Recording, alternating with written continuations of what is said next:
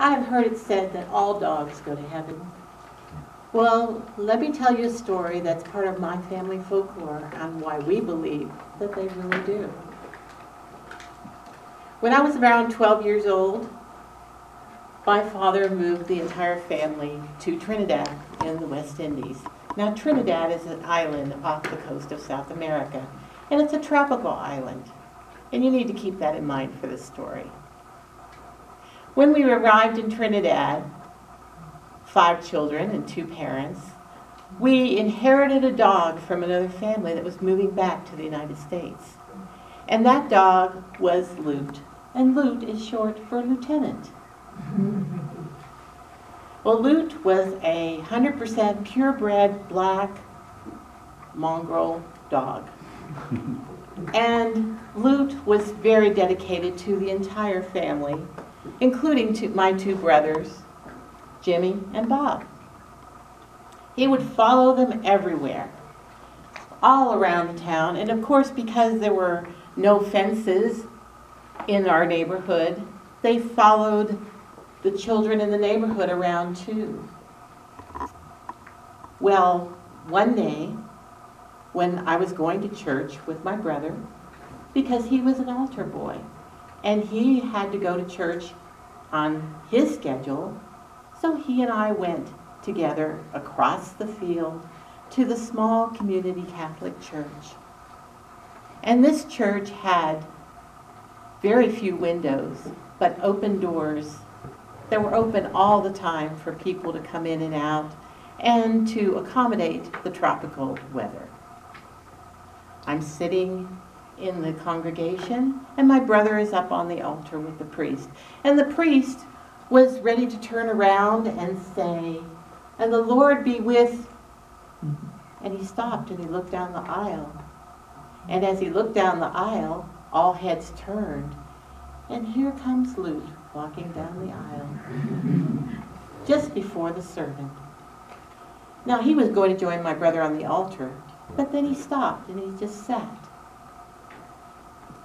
Now, my brother and I were mortified. What are we going to do? Fortunately, someone from the congregation came and they escorted the dog out the open door of the church. Well, we went home and told our father, "What are we going to do with this dog?" He said, "Tie him up." Gave us some rope. Next Sunday, we tied the dog up. Problem solved. Around the same time in the service, here comes Loot down the center aisle of the church. This strip of rope hanging from his collar. He had broken the rope. Well, this time there was no avoiding it. My brother had to get down from his post at the altar and escort the dog outside the church. Well, the next week, we tried a chain.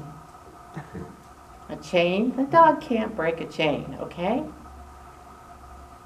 Believe it or not, about the same time in the service, here comes Loot down the center aisle of the church.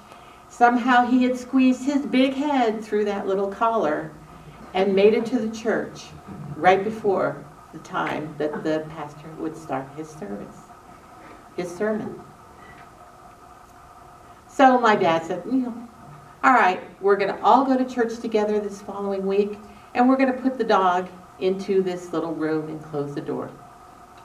Now, this room was attached to the house, and it was called the maid's room.